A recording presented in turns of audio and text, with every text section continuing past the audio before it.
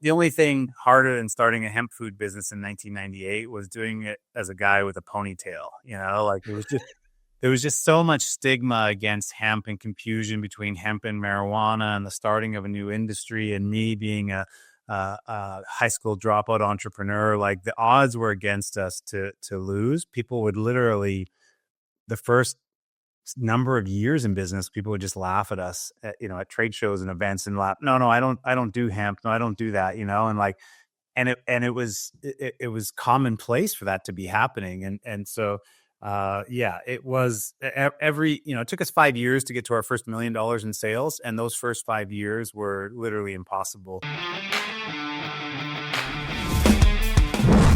Startups with Stu is a podcast for anyone living or wanting to live the startup life, either as a founder or a team member.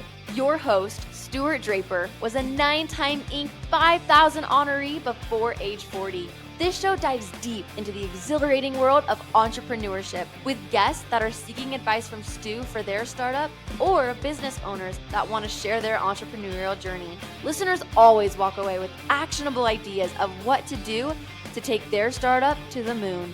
Startup life can feel like a roller coaster ride. And with Startups with Stu, you're likely to turn your roller coaster ride into a rocket ship ride. Get ready to uncover the secrets to startup success from visionary founders and savvy investors who've transformed groundbreaking ideas into thriving ventures. This episode is brought to you today by PodUp. PodUp.com is the leading all-in-one AI-powered podcasting software. If you've ever considered having a podcast, want to get started, go to PodUp.com and check it out. Today on Startups with Stu, we have Mr. Mike Fata. So Mike is a legend entrepreneur. Manitoba Harvest Hemp Foods. He co-founded in 1998, serving as chairman of the board and CEO until 2016. And he helped guide the strategic sale of that company to Tilray for $419 million back in 2019. Since then, Mike has gone on to build a portfolio of world-class companies and unstoppable entrepreneurs as an investor, advisor, and growth coach. He's also a best-selling author, professional speaker. He's won numerous awards, and he's currently the CEO of Fata and Associates, host of Founder to Mentor podcast. So go check out his show. He's a lifetime member of the Canadian Health Food Association and lifetime member of Young Presidents Organization. So, Mike, thank you so much. I'm humbled that you would take time to come and be on my show. Yeah, man. Thanks for having me. So what keeps you going, Mike? You don't have to work anymore. You could be on a beach. You got a hat on that says grow. So let's start there. Tell me all about what drives you today. Yeah, growth drives me, really. That's why I wear it on my head. It's the name of my book. The reality is, it's coming on 10 years since I sold the business the first time. And, 5 years, just over 5 years since we fully sold Manitoba Harvest. But, I'm not a sitting on the beach or golfing all day kind of guy. I enjoy my free time, but I like building things, so I like working on myself personally, personal and professional growth in business, helping teams grow, strategy, all that. I can't turn it off. It's what really fires me up. And I do believe that, that's a much healthier mindset, probably in general. Like others can learn from that than just for me. I think if you're not growing, you're shrinking or you're dying, and so I'm all about growth. Yeah, there's very little maintenance mode in this life, isn't there? Yeah, in anything, right? There's not, I like to look at Mother Nature, for inspiration on some of that. Like just think about plants, right? There's no plants that are just like status quo. They're either growing or they're dying. And I think like living things are that way. We have to innovate. We have to, having momentum in life is really, really important. So how did you build the momentum? 1998, you're just getting started. Did you raise funding? Did you guys bootstrap? How did you come into the idea? Tell us about the early days of growing. Yeah. And I got inspired to get into the health food business and get into the hemp food business after losing 100 pounds. So working on myself first for 3 years. I used to weigh over 300 pounds. lost 100 pounds plus, and then got just really interested in healthy food products. That's what got me to the hemp seed. And yeah, we just started making a small batch of product and selling it to the health food store across the street from my mom's place, and then multiple health food stores in our city, and really grew the business through education and sampling out to consumers, educating them about the products. But yeah, we I didn't grow up with any money, and grew up with a poor single mom, so I had worked to give myself enough runway to start the business. Not getting paid, because we don't get paid, when we start business, but because we were really invested in manufacturing assets and equipment, we needed capital. So shortly after, like 2 years after we started the business, we raised some money from friends and family, and then had a number of other shareholder raises along the whole life cycle of the business. So cool. So you raised this money. Can you tell me the numbers, early day money checks you took, and then what kind of checks they saw in return later? Well, we did like $50,000 in sales our first year, a couple $100,000 the second year, and maybe it was like $400,000 the third year. And that third year was when we raised capital. So we were raising, on a couple $1 million valuation for the business, which was probably fair off of the multiple of the business. But we had IP around. We were one of the first hemp food companies. But the minimum check size was $5,000. And my mom was one of those shareholders, put in $5,000. She didn't have a lot of money, but put in $5,000, and then we had a range of some other investors that put up to maybe $25,000. I think we raised $250 altogether on that first financing round, and it was about 13 years later, and it was a 16 times return. So, my mom gave me a check for $5,000. I gave her a check for $80,000 back, and some very large checks to some shareholders by then. But that was one of the best days of my career for sure. What did you do? You said, as entrepreneurs, we get started, we don't get to pay ourselves. You're working for free. How are you paying the bills in the meantime? I think this is a big disconnect for a lot of like aspiring entrepreneurs. Like, how am I going to pull it off? I can't quit making $100,000 and start something when I make nothing. I already have bills, like, how did you do it? It depends on what life cycle stage of life you're in. I started Manitoba Harvest when I was 21. And so, I didn't have a family. I had just moved out. So I had a minimum bills, like a small apartment. And I've always valued food, but, was eating healthy, but like being very frugal on my food budget. So I didn't need a lot to live at that point.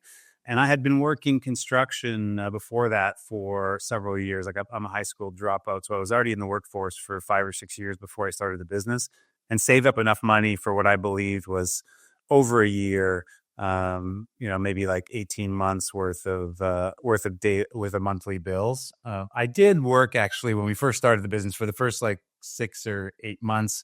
I also worked overnight at a newspaper factory. So I was working the business from like 9 to 5, and then from like 10 p.m. to 2 or 3 a.m. I was working in the newspaper factory.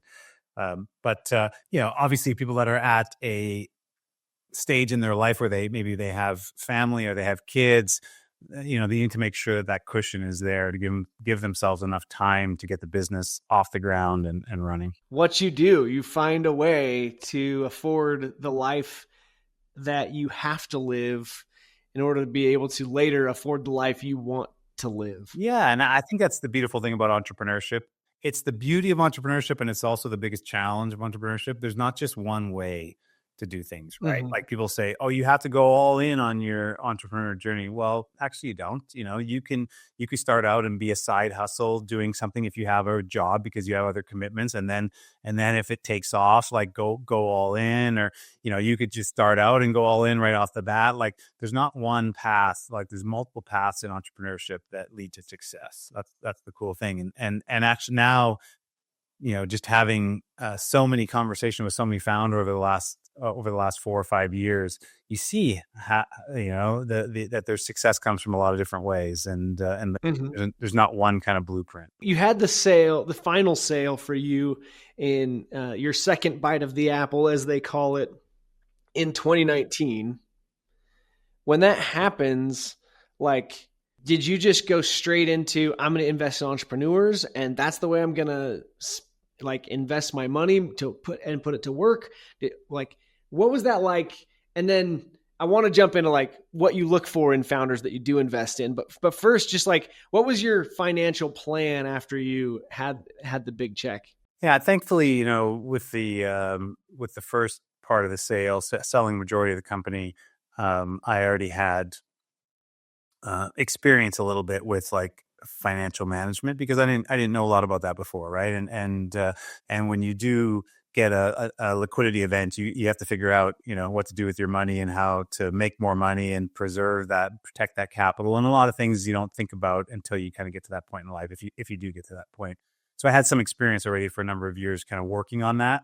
Because really, what I didn't expect after fully leaving the business was the grieving process and the wholesale change that I needed in my life because I wasn't, even though I was the founder of Manitoba Harvest, I wasn't involved anymore at all, like zero, right? And so yeah, it didn't start out with like, hey, I want to invest in a certain amount of companies, but I did know that I was a recovering entrepreneur. After 20 years of growing the business, I wasn't fit to operate another business. So I wasn't going to get back in. Some people get back in to start another company. I didn't want to do that. But I was, I like being part of the growth. I like our industry, mostly the food and beverage, like the health food industry. And so I just started having conversations with founders. I took to LinkedIn and used social media to connect with a bunch of other entrepreneurs in our industry, in our space, and just had 30-minute coffee chats with them, and saw what they were doing and was helping them out by giving them some advice or making an introduction or whatever that their business needed. And after like 1,000 conversations with different founders, that led to, a handful or two of companies that I just really loved the product and really loved the founder and I loved the business. So I invested. Love the product, love the founder. That's what it takes. Well, I can tell you, yeah, for your listeners, like I break down my investment thesis pretty simple. It's because I'm mostly in food and beverage, but just product business in general. I like products that I have in my house that are regularly part of the shopping list because we just have to have them. They're that good, And then when I meet the founder, I want it to be a founder that I also want to have at my house, like at my dinner table and spend time with and strategize with and hang out with. So those are the two prerequisites for me on any business venture that I go into. And then obviously, there's got to be good growth potential in the company and good margin structure and moats, whether they're manufacturing or whatever. But it starts with those first two. It's so hugely important because what I've afforded myself in life now is to only work on projects that really fire me up and with people that also really fire me up. Entrepreneurs looking to raise money, take note. The investor is not just betting on you as the jockey, they're also betting on your horse. And so you have to be able to sell them on why your horse is amazing and simultaneously ensure that you're giving them reasons to believe you're the right jockey to go ride that horse. Simon Sinek says it well with people don't buy what you do, they're buying why you do it. I like to think about that as not only, we talk a lot about product market fit in this world, but founder product fit and founder market fit. Like, why is the founder in the business that they're in? And do they have an intimate understanding of the market and the industry that they're playing in for their business is a real big reason of why someone's going to be ultimately successful or not. They say that stories sell, and you had lost 100 pounds. By the way, I've never heard hemp seeds helps people lose weight. Like this is a new thing for me, yet it's not new because you've been doing it for a long, long time. So did your story help you sell? And how did you do a good job of telling your story? I've learned a lot about storytelling and I do it more now for my personal brand and my portfolio than I ever did before.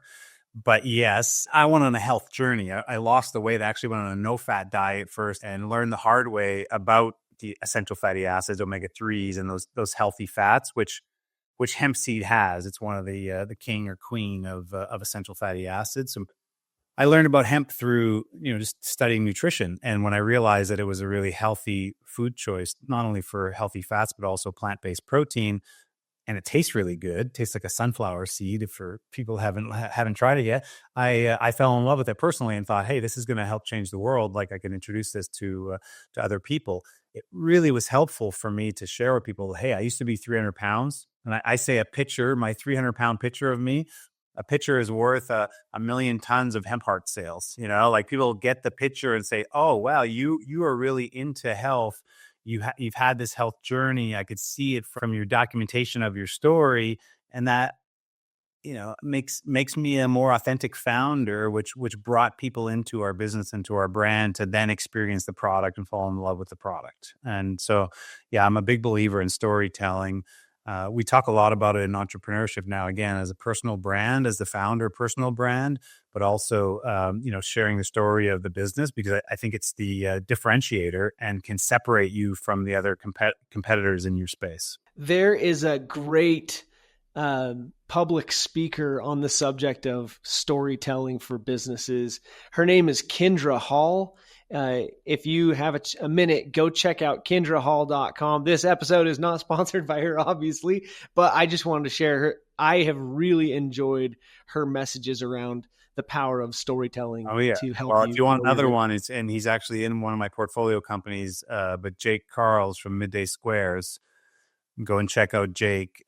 He is a master of storytelling. Midday Squares as a brand is mastered the art of storytelling, sharing the good, bad, and otherwise, and have created a lot of attention in a very big business in rather short order. And so he's one to watch and absorb some of his content too. Okay, yes, go check it out. When I started Stu Kent, I had started as a business to support marketing professors, and Stu is my name. Kent was my digital marketing professor, the guy that introduced me to digital marketing clear back in 2007, well before most universities even tried to teach the subject. And it played on the word student. And I think most people just thought of it that way because we were in the education space. But then when our sales reps would talk to professors, they would share this was started by our founder, Stu, was an adjunct faculty member, and his professor that taught him digital marketing, Kent, asked him to come back and teach digital marketing. And that's where he came up with the idea to start this business. So he's been in your shoes. That story meant something to the professors that we were selling to. And it's interesting, over time, the stories get old. The stories get boring. Salespeople get tired of sharing a story. You look at a brand like Subway, Mike, they used to show the pictures like you described of Jared having success getting skinny eating their food, right?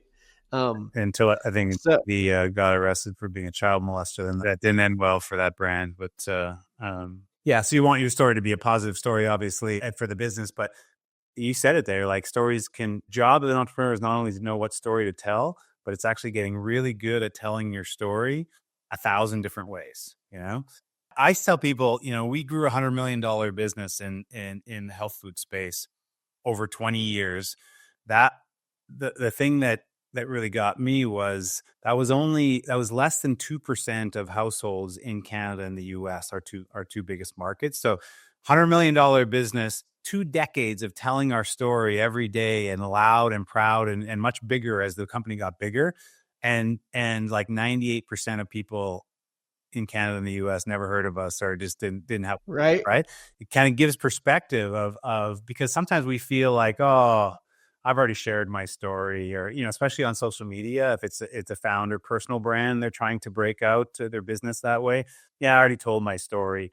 Yeah, you could tell it again a different way, refine it, make it interesting just from a different perspective of your story over and over and over again until you're bored and blue in the face. And I guarantee you, still the majority of people won't know about you, So. Yeah, it's the truth. A follower of Grant Cardone. I don't subscribe to everything he says and shares, but his book 10X kind of changed my mentality around unapologetically continuing to push your brand and never getting tired of seeing it. He says, until I see my brand everywhere, like Coca-Cola gets to have their brand everywhere, I'm not going to apologize for being everywhere. And I think that's a really good mentality for someone getting started. So Mike, you speaking of storytelling, you wrote a book You held it up earlier. Hold it up again. 12 unconventional lessons for becoming an unstoppable entrepreneur. Grow by Mike Fata. Okay, Mike, tell us about it. By the way, was it hard to write a book? It wasn't hard to write a book because it was on my to-do list for over a decade. When I got into business and we started to create success as a business, what I realized is that, I wanted to share my story to help other founders and entrepreneurs because, I didn't go to a fancy school. I dropped out of high school. I didn't come from wealthy parents. I came from a single mother, poor household. I had my own health journey even before that I was totally out of shape and I had to fix myself physically, mentally, emotionally. And so I wanted to share and prove to people that unconventional paths do lead to success, and there's things that they could do as an entrepreneur, like becoming your best self and focusing on doing your best work, like the highest quality work in whatever area of interest, finding that purpose and passion spot, and building community, building community through giving back, building community through helping others. And these things that maybe don't cost a lot, but can have a tremendous impact on your business and yourself as an entrepreneur. So I finally, after a number of years, like 14 years of it being on my to-do list, wrote the book, and it launched last year. And it's been a good success. I like sharing that. If people get under the hood and want to understand my long form story and some of the things that I've learned in those 12 lessons, highly suggest reading it or listening to it if you like the audiobook version. Oh, the Audible version. Did you read it yourself, or did you pay a company? Yeah. No. I think it's. Listen, I'm all about authenticity. I want people to know the real me and my journey and how I came to be. And so when I was going to record the book, I'm like, I have to do it, even though that's a whole separate challenge than writing the book. Is reading your book without reading it and having the passion in the words, and it's hard. It's not easy. No, not easy at all. Okay. Taking a quick break from the episode. Sorry to interrupt, but I have to take a second and thank the great team at Pod Allies that helps me produce this podcast. Startups with Stu is not an easy undertaking. It takes a lot of work and team power to get this thing done. So the team I use for my podcast, podallies.com, go check them out if you are considering a podcast. If you've thought you have a dream for a show and you want to go make it happen, go to podallies.com and book a strategy call today. I promise you won't regret it. I was 8 episodes published. I was on, I think, my 12th recording with a guest. And that guest was like, hey, I think I'd like to do a podcast. And I introduced him to the Pod Allies team. He's entirely satisfied with the work they're doing for him. That's the beauty of podcasting, right? Like, I'm not out there day in and day out selling podcasting services. I invested in podup.com, the parent company of Pod Allies, and it's been a joy to work with them. But I didn't have to go and sell this $36,000 deal that came from just having a guest on my show. I think one thing that people don't understand with a podcast is there's more value to be had than just likes, listens, shares, follows, etc., subscribers. You're going to get more than that with a podcast. And one of the greatest benefits is the networking that you can do through your show, getting guests on the show. Speaking of the show or shows, let's get back to Startups with Stu in this episode. Forgive my interruption, but if you're interested, go check out podallies.com. A lot of folks want to take the ghostwriting route. They want to pay the company to read the book for them. And there's a time and a place for some of that, but I like your point about the authenticity of the way you've chosen to do it. I think that people can see through that stuff a lot, and your ability to stay proud of what you've written and stand behind it and tell people to go to Amazon and search it up.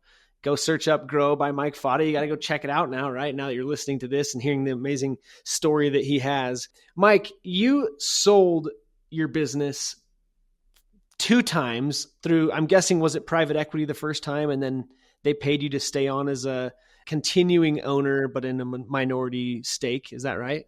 Yeah, you're right. Yeah, we sold majority to a private equity company, then used used their resources to buy our biggest competitor in a $42 million transaction. We merged both of the business together. We grew it a couple more years, and then found a full liquidity event by selling it to a strategic, one of the largest cannabis companies in Canada. So I had two kicks at that. I've also had a third, fortunately already, my first portfolio company that I invested in and became chairman of the board. We, over a 3-year period, quadrupled that business, took it public, and then ultimately sold it to a strategic in a $125 million transaction. So I'm feeling like, besides my own business of getting lucky twice, I'm outside that box, and I've done it a third time. Now I could see the roadmap even a little more clear on that. Still growing. You got to keep that mindset. I love this. This is inspiring for me because, I have a 5-year-old at home, Mike. And so to just stop working right now would be so silly. My wife and kids, they have everyday life to go live still. And I can still go play a lot, and I do. And we get to afford a lot more time together than most because of the successes that I've had. But I've also found that I need to keep going and growing and help other entrepreneurs. And that's why I've done the podcast, and that's why I've invested in startups today. So thank you for your example of that. I think the world needs more that don't want to just go sit on the beach. Yeah, I'm in the same place. I'm a full-time single dad to, and my kids are teenagers, 15 and 13. I could tell you this a little bit in the future for you, like it's really important for our kids to see us working our butt off, right? Like, and I've created a bunch of success because I started in business early. Like I'm 48 years old now. I started in business when I was 21. But you can't stop. Like the world is looking up to you. It's even more important. Your kids and your community and everyone. And that doesn't mean that, like I enjoy my free time. I do a lot of wellness activities and keep myself in a great physical shape and a great mental shape. But, it's important to keep working. So, just if you get any kind of anxiousness in that, just think about the example for your kids, because that's what you want for them. You don't want them to think, oh, great, my dad was successful now, and now I can just be a trust fund baby or something. That's the most dangerous thing in the world. Yes, 1,000%. Yes. I'm focused on helping set that example. My oldest is actually 17, so I'm kind of across the gamut. I have 4 kids, 17, 15, 11, and 5. And so I'm constantly asking myself, like, what am I going to do to ensure that my kids, one, don't believe that life's made for them because it's made for dad. He made it, so therefore I made it already. And 2, how to work, how to have a desire to go find their own thing in this world that they can become self-made with themselves, So Mike, tell me the juicy stuff. You got to have some war scars and sometimes some stories from the trenches where you're like, holy crap, we almost didn't make it, or, oh my gosh, how are we going to hit payroll? Did you have some of those moments? Oh, yeah. I mean, an unbelievable amount of those moments. So the only thing harder than starting a hemp food business in 1998 was doing it as a guy with a ponytail. Like there was just so much stigma against hemp and confusion between hemp and marijuana and the starting of a new industry, and me being a high school dropout entrepreneur. Like the odds were against us to lose. People would literally, the first number of years in business, people would just laugh at us at trade shows and events and laugh. No, I don't do hemp. No, I don't do that. And like, and it was commonplace for that to be happening. And so, it was it took us 5 years to get to our first $1 million in sales. And those first 5 years were literally impossible. When I got to that 5-year mark and got $1 million in annual revenue, I realized that we were going to need to be 10 times that size as a business to really be successful and sustainable. Like we needed to be a $10 million company, because we were, dealing with farmers and buying raw grain at the farm level, plus owning the manufacturing and making products and then selling it out to a network of distributors and retail stores. Like we needed that scale. And so like the most daunting thing was not knowing and getting to $1 million and then thinking, oh shit, we need to be at $10 million in sales. And it took us 10 years to get to that $10 million in sales. We weren't profitable for 10 years. We were, and talk about sleepless nights and not knowing. I think we lived in negative equity which if your listeners aren't familiar with negative equity, it's like you have no equity left in the business. You're using trade equity is the only way that the business is going because there's not enough working capital for like 18 or 24 months of that first 10 years, like year 5, 6, 7 or whatever. So super challenging from a cash standpoint. We also had a number of challenges, like, when launching in the US from Canada in 2001 was the DEA declared a war on hemp foods and all of a sudden started promoting to the public that hemp foods were illegal in the US, which they weren't, but this created all this confusion, right? So retailers stopped selling the products and Whole Foods, wanted to kick us off the shelves and all that. And we took the DEA to court with the Hemp Industry Association to challenge them, saying hemp foods were not illegal. It's because there's no psychoactive drug in it. And it took 2.5 years, but we defeated them in the Ninth Circuit Court and in 2004, and then it was declared like hemp foods had a safe kind of passage to be sold there. But so many nights that I literally cried myself to sleep as an entrepreneur, and then got up the next day and be like, dust it off, just got to get back to it, I just shared a post the other day on like that whole, a million, 5 years to get to our first million and 10 years to get to profitability. And the realization is like the only reason that we were successful and ultimately could grow the business to 100 million and exit was because it stayed in the game, right? Like, and most people, whether they're entrepreneurs or just in life, give up too soon. I think what you did, this is episode number 9 or 7 or yeah, I'm only on episode number 9. I think you'll be 10. I think I'm about to publish number 10, and you'll be like episode 16. So I'm a little bit ahead of the game. Yeah, I use that example because that the average podcast has 9 episodes. So okay, there's hundreds of millions of podcasts that have been launched, but the average one has less than 9 episodes because people just stop. They launch a podcast. They do like, less than 10 repetitions of something and go, it's not going to be successful. When you need to do maybe 100 reps of something or hundreds of repetitions of something to actually get to a place where you're increasing your surface area of luck, you're getting good at whatever you're trying to accomplish, whether that's, podcasting or plumbing or whatever your business is, right? You need to stay in the game and do those reps like that. That's the secret to success. And so to do that, it's a lot easier to do that if you enjoy what you do, right? Whatever you're choosing to do, if you're actually passionate about it and enjoy it.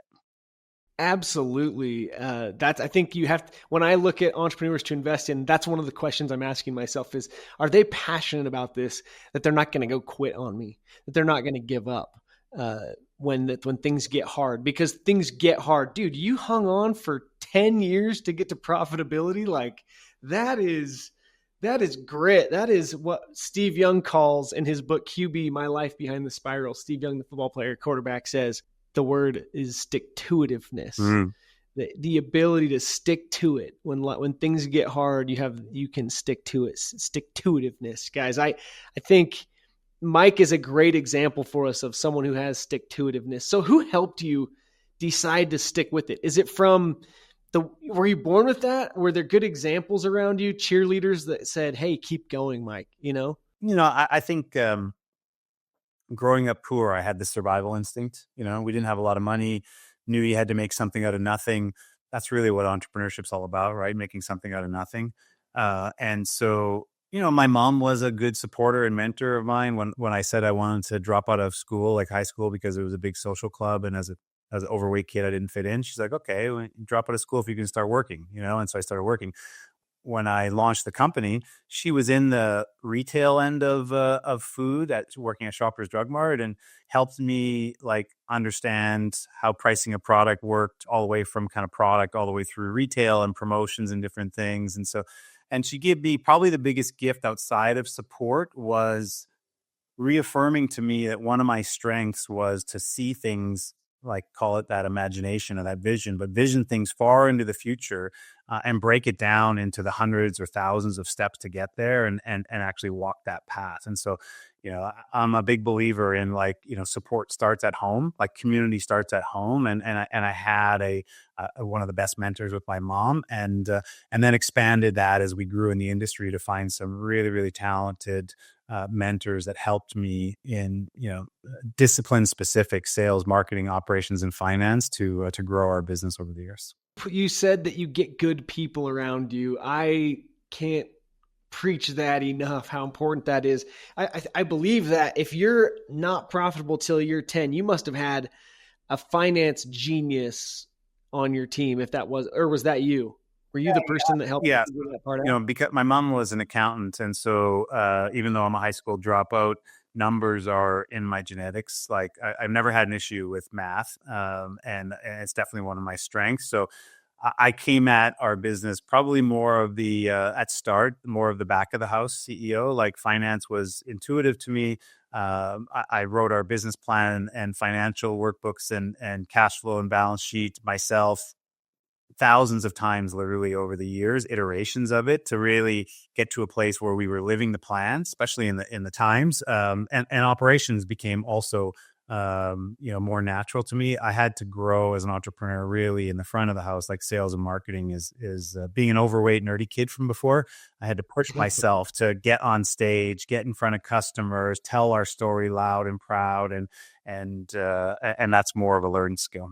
I've tried to be careful with the message that you actually have on your website where you say, if I can do it, anybody can do it. I've always had a fear of spreading that message, Mike, because it's like there is some X factor to the success of an entrepreneur, right? Things that it feels like it's really hard to teach that. Yeah. Well, hey, listen, there's 10% of people are entrepreneurs. Okay. It's a little less than that, actually. Entrepreneurship, unfortunately, been on the decline in Canada and the US over the last like 10 or 20 years, but 9 or 10% of people, like 1 out of 10 people is an entrepreneur. So when I say like, if I could do it, you could do it too. I know that 90% of people may self-select to say, I can't do it. And if you don't believe you could do it, you can't. Then you're right. You can't. Yeah. You're right. You know what I mean? And so you have to believe that you can do it. And then you have to get into a place where you align your interests and get good at whatever you're interested in. That takes a lot of time. And again, most people will also quit in their journey. And so if it's not meant to be for you, it won't be. But most of that starts with you. If you believe that you could do something, and you put reps in over and over and over. And I tell people, take time out of the equation. Like if you start, people say, well, you created a lot of success. Yeah. Or you got through 10 years of unprofitability before you guys like really were sustainable as a company. Yeah. But I was loving what I was doing because I was being my healthiest self. I was in the health food business. I'm sharing that message. I'm helping other people create health in their life and on their health journey. I would have done that for the rest of my life. It wasn't, oh, I'm going to start this business, make a certain amount of money and retire. Like that wasn't the mindset. Right. And I look for that more in entrepreneurs as well. If you're enjoying what you're doing and you literally could do this for the rest of your life, there is such a much bigger chance of success for you. You are so dead right about all of this. I hope if you are an aspiring entrepreneur, you are paying attention. This episode has probably inspired me, Mike, more than any of my episodes so far. You're someone that literally dropped out of high school and now you have a net worth in the 9 figures, probably eventually going to be a 10-figure net worth. I think more so for people, it's a knowledge piece, right? High school dropout, and then went on the world and learned how to learn from people. And now full circle back to lecturing to MBA students in colleges and universities and stuff, because it's really about the learning, You kept growing. I'm devoted to lifelong learning and growth. And that's the mindset that I want to be able to share with other people, because as soon as you get your mind right in that space, be interested to wake up tomorrow, learn something new, put it into practice, see how it works, see what the results are, check and readjust for the next day and do that over and over and over again. There's no way that you can't be successful. I like this so much. So, Mike, what have you done with some of the fun money? Everyone has their different things they get excited about spending. Like when I do have a paycheck, I'm going to invest in businesses. I'm going to invest in stocks. I'm going to keep the money growing, whatever. But like, what have you done? What did you do for fun? What were some of the splurges you've done? Yeah. I'm a pretty simple guy. So I invested in a nice home. I live in the country and I have a nice piece of property and that's important to me. Yeah, I invest heavily in food, so there's no scrimping on any kind of food. My house eats like a health food store, which isn't the lowest cost thing, and maybe that's not the biggest thing either. But I invest in my food, and because I was an overweight kid that never had clothes that fit and had me all these hand me downs, I invest in my wardrobe, even though it's simple, and I wear a lot of t-shirts and board shorts and stuff. But I do invest in that. Outside of that, and I have a nice couple cars or whatever. But outside of that, it's all about experiences for me. I've traveled quite a bit in my career and my life, and those travel moments really helped to exemplify whatever I was learning. Like I learned so much in culture and in different places around the world. As I was traveling for business as well, that I've already declared for myself that I'm at peak stuff. I don't need a second home. I don't need anything else, anything fancy in my life. I want less stuff and more experiences for the rest of my life is where I put my dollars. And, obviously, yeah, I have a diversified portfolio of investments but generally they're all in. If it's a company, it's a brand, it's a company that I use personally. Not only my portfolio companies I invest in, but even in the stock market. I don't invest in the stock market to make money. I invest in the stock market to support brands that I believe in, that I use every day, like Apple and like Microsoft and like Costco where I shop and things like that also make me money, but it's proud of those investments. I'm not invested in companies that I believe are not making this world a healthier place or making it a better place. It's hard for me to make money off of some of those things. So anyway, yeah, a lot of investment in me to be my best self and be in good community and keep growing my value as an investor, as an entrepreneur. Keep growing, a key message from this episode today. Mike, thank you so much for your example and for how you inspire. You've got to go follow Mr. Mike Fata. If this episode hasn't inspired you in some way, shape, or form, check your heart rate, make sure you're okay, because this stuff is really the stuff that drives this world, in my opinion. When you get an entrepreneur that goes and is driven to keep going when things are super hard, to build something that they believe is going to change the world and make the world a better place, and they're willing to just do that forever because they truly believe that in their heart of hearts. Those are the game changers. So go be one of those game changers. Take your startup to the moon. That's my wish for all of you today. Mike, thanks for being with me on Startups with Stu. Yeah, thanks again for having me. If anyone wants to connect, just reach out on LinkedIn or on Instagram and tell me you listened to the episode, and happy to connect. Hey, founders, entrepreneurs, investors, and other listeners of Startups with Stu. Thank you for listening to this episode today. As I mentioned at the beginning, as I mentioned in the middle, I want to take a second again at the end and say, if you haven't yet and you're considering a podcast, go check out podallies.com. They sure help me a lot with the show. And I am so grateful for all that they do to help me accomplish Startups with Stu and get it out to the world so we can help more founders and take your startup to the moon. Go check out podallies.com and podup.com if you're interested in podcasting at any level. Thanks for joining me on Startups with Stu. We have big goals to help millions of entrepreneurs. If you enjoyed this show, please take a minute to share it with someone else that needs to hear it, or leave a review. Remember, success is within reach for those who dare to dream big and take action. Until next time, keep pushing forward on your entrepreneurial journey.